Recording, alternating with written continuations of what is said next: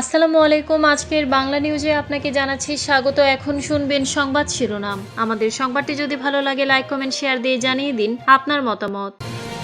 গণভোটে নিরপেক্ষ থাকতে হবে, নির্বাচনী কর্মকর্তাদের কড়া নির্দেশ ইসি আনোয়ারুলের। পরিবর্তনের স্রোত দেখে মাথা গরম, বিস্ফোরক মন্তব্য জামায়াত আমিরের। জয় পরাজয়ের হিসাব নয়, রাজনীতির বার্তা দিলেন গয়েশ্বর রায়। বিকাশে টাকা পাঠিয়ে ভোট কেনার অভিযোগ, গুপ্তদলের নাম না জানালেন বিএনপি প্রার্থী।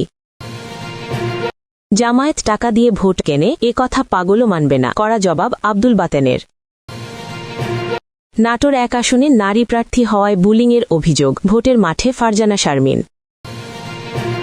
নির্বাচনে দায়িত্বে থাকা কর্মকর্তারা গণভোটের পক্ষে বিপক্ষে যাবেন না, ব্রিফিংয়ে ইসি আনোয়ারুল ইসলাম। নির্বাচন কমিশনার আনোয়ারুল ইসলাম সরকার বলেছেন, নির্বাচনী দায়িত্বে থাকা কর্মকর্তারা গণভোটের প্রচার করবেন, কিন্তু পক্ষে বিপক্ষে যাবেন না। নির্বাচনী কাজের দায়িত্বে যারা থাকবেন তারা আইনগতভাবে কোনো পক্ষে কাজ করবেন না। মঙ্গলবার নির্বাচন ভবনে নিজ দপ্তরে ব্রিফিংয়ে সাংবাদিকদের প্রশ্নের জবাবে এ কথা বলেন আনোয়ারুল ইসলাম সরকার। আগামী ১২ ফেব্রুয়ারি ত্রয়োদশ জাতীয় সংসদ নির্বাচনের ভোট গ্রহণ, জুলাই জাতীয় সনদ বাস্তবায়নে একই দিন গণভোট হবে। সরকার গণভোটে হ্যাঁ ভোট দেওয়ার পক্ষে প্রচার চালাচ্ছে। বিভিন্ন সরকারি দপ্তরও এই প্রচারে আছে। সরকার বা সরকারি কর্মকর্তারা একটি পক্ষে প্রচার চালাতে পারেন কিনা সেই প্রশ্ন সামনে এসেছে। এমন প্রেক্ষাপটে নির্বাচন কমিশনার আনোয়ারুল ইসলামের কাছে গণভোটের বিষয়ে নির্বাচন কমিশনের অভিস্থান কি তা জানতে চান একজন সাংবাদিক। জবাবে তিনি বলেন, গণভোটের বিষয়ে আমাদের বক্তব্য হচ্ছে, গণভোটের জন্য আমরা উদ্বুদ্ধ করছি। নির্বাচনী কাজের দায়িত্বে যারা থাকবেন তারা আইনগতভাবে কোনো পক্ষে কাজ করবেন না। এটি নির্বাচনের দায়িত্বে returning officer, assistant returning officer এবং অন্যান্য যারা নির্বাচনী দায়িত্ব পালন করবেন তারা গণভোটের প্রচার করবেন, বাট পক্ষে বিপক্ষে যাবেন না। পরিবর্তনের স্রোত দেখে তাদের মাথা গরম হয়ে গেছে। জামায়াতের আমির, জামায়াতে ইসলামীর আমির শফিকুর রহমান বলেন, সারা বাংলাদেশে স্রোত তৈরি হয়েছে ন্যায় ও ইনসাফের পক্ষে, পরিবর্তনের পক্ষে, বস্তাপচা রাজনীতির বিপক্ষে, দুর্নীতির বিপক্ষে, ফ্যাসিবাদের বিপক্ষে, জুলুমতন্ত্রের বিপক্ষে, মা বোনদের বেইজ্জত করার বিপক্ষে আর ইজ্জত দেওয়ার পক্ষে। কিছু মানুষের এই অবস্থা দেখে মাথা গরম হয়ে গেছে। মঙ্গলবার সাতক্ষীরা সরকারি বিদ্যালয় মাঠে আয়োজিত নির্বাচনী জনসভায় প্রধান অতিথির বক্তব্যে শফিকুর রহমান এ কথা বলেন। পরে তিনি সাতক্ষীরার ৪টি আসনে ১১ দলীয় নির্বাচনী ঐক্যের প্রার্থীদের হাতে দাড়িপাল্লা প্রতীক তুলে দিয়ে পরিচয় করিয়ে দেন। শফিকুর রহমান বলেন, বাংলাদেশের যুবকেরা রায় দিয়ে জানিয়ে দিয়েছে, আমরা ন্যায়ের সাথে আছি। সংস্কার যারা মনে প্রাণে চাইবে আমরা তাদের সাথে আছি। আজ যুবকেরা ঐক্যবদ্ধ হয়েছে পুরানো ও নতুন ফ্যাসিবাদের বিরুদ্ধে। অলরেডি ৫টা পাবলিক বিশ্ববিদ্যালয়ের ছাত্রছাত্রীরা জানিয়ে দিয়েছে। জামায়াতের আমির বলেন, আমরাও মায়ের পেট থেকে দুনিয়ায় এসেছি। তারা আমাদের মায়ের ইজ্জতের উপর হাত দিয়েছে। আমরা তাদের অনুরোধ করি, তোমরা তোমাদের মায়েদের সম্মান করতে শেখো। যারা নিজের মাকে সম্মান করতে পারে তারা গোটা জাতি, বিশেষ করে মায়ের জাতিকে সম্মান করতে পারে।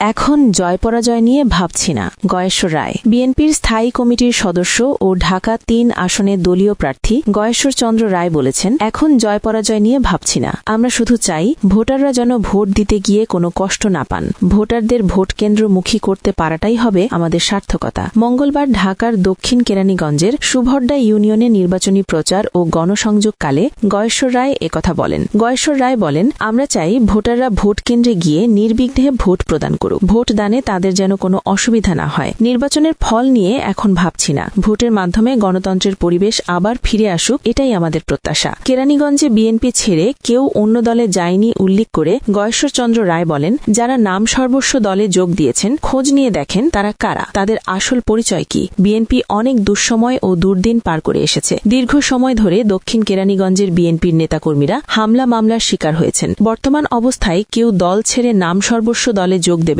সেটা সম্পূর্ণ স্টান্টবাজি ছাড়া আর কিছুই না।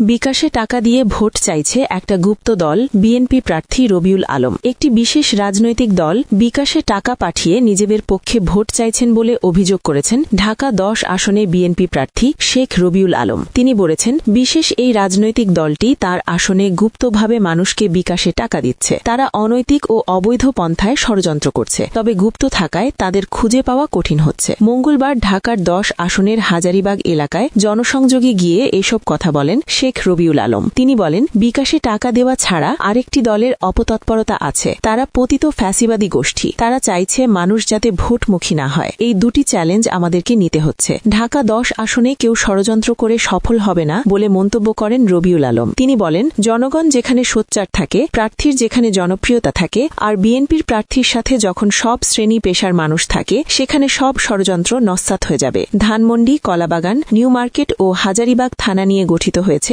ঢাকা 10 সংসদীয় আসন। বিএনপির প্রার্থী রবিউল আলম জানান, প্রতিদিন ভিন্ন ভিন্ন জায়গায় প্রচার চালাচ্ছেন তিনি। মানুষের কাছে যাচ্ছেন নিয়মিত, সাড়াও পাচ্ছেন।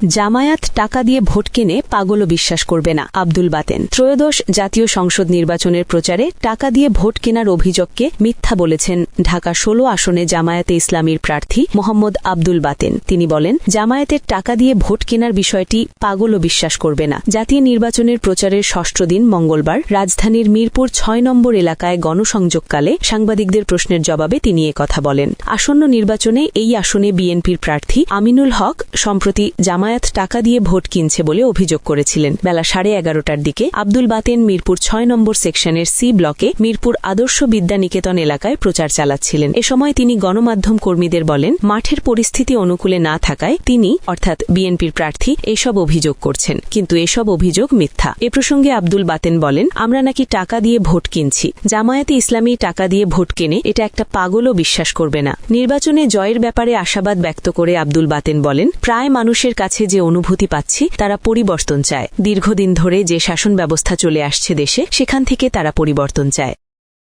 নাটোর 1 আসন নারী হওয়ায় আমাদেরও বুলিংয়ের শিকার হতে হচ্ছে, বিএনপির প্রার্থী ফারজানা শারমিন। নারী হওয়ায় আমাদেরও বুলিংয়ের শিকার হতে হচ্ছে, তাহলে বাংলাদেশের কোন নারী নিরাপদ? গতকাল নাটোরের বাগাতিপাড়ায় এক পথসভায় উপস্থিত নারীদের উদ্দেশ্যে এ প্রশ্ন রাখেন নাটোর 1 আসনে বিএনপির প্রার্থী ফারজানা শারমিন পুতুল। তিনি উপস্থিত নারীদের আশ্বস্ত করে বলেন, আমরা এই জায়গাটার পরিবর্তন করব ইনশাআল্লাহ। কিছু হীন মানসিকতার লোকজন তো সমাজে থাকবেই, জনগণই তাদের বর্জন করবে। আইনজীবী ফারজানা শারমিন বিএনপির প্রয়াত কেন্দ্রীয় নেতা ফজলুর রহমানের পোটলের মেয়ে। নাটোর 1 আসনে তার সঙ্গে প্রতিদ্বন্দ্বিতা করছেন বিএনপির কেন্দ্রীয় সাবেক সহদপ্তর সম্পাদক বহিষ্কৃত তাইফুল ইসলাম ও জামায়াতে ইসলামীর মাওলানা আবুল কালাম আজাদ। নির্বাচনী প্রচারণার অংশ হিসেবে গতকাল সোমবার সকাল 10টায় গৌরীপুরের নিজ বাড়ি থেকে বের হওয়ার সময় ইউরোপীয় ইউনিয়নের নির্বাচন পর্যবেক্ষক দলের মুখোমুখি হন ফারজানা। পরে দুপুর 12টায় তিনি বাগাতিপাড়া সদর ইউনিয়নের বিভিন্ন গ্রামে প্রচারণা চালান। এ সময় তিনি গণমাধ্যম কর্মীদের বলেন, শুরুতেই জিগরি সবুজ সংঘে নির্বাচন কর্মীদের প্রশিক্ষণ কর্মশালায় অংশ নেন ফারজানা। সেখানে সাংবাদিকদের প্রবেশে বিধিনিষেধ ছিল। পরে কর্মশালা থেকে বেরিয়ে তিনি এ প্রতিবেদকের সঙ্গে কথা বলেন।